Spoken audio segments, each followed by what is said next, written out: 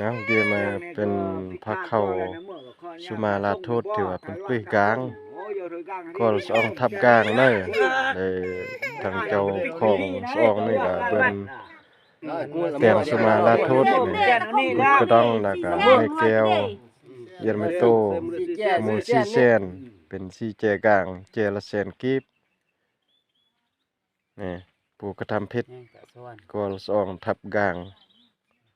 แล้วก็พร้อมด้วยเฒ่าแก่กี่เจ้าของกลางเสื้อกันนี่ก็เสื้อกันนี่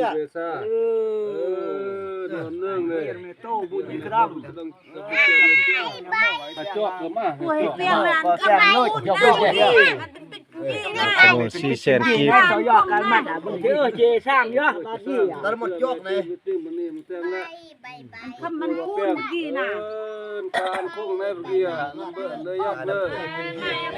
ด้วยเลี้ยงแล้ว โทษแล้ว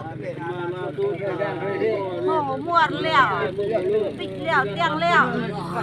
เตียงแล้ว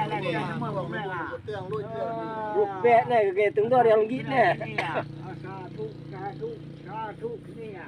จับปุ๊บก็เลือกเลย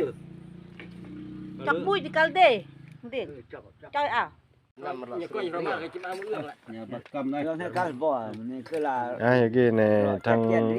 ผู้กระทำได้มอบหมายเอื้อบุญคัดอนาริตข้องเด้อ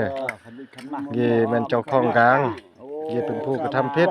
ได้มอบหมายสุมาลาโทษขอบไผ่ทางเจ้าของกลางแล้วก็ปัวแป้ง ปัวแป้งแ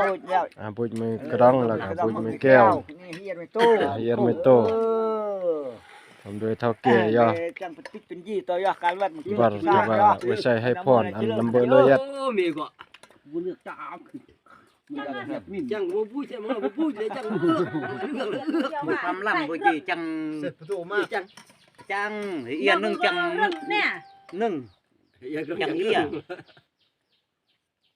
นี่แหละ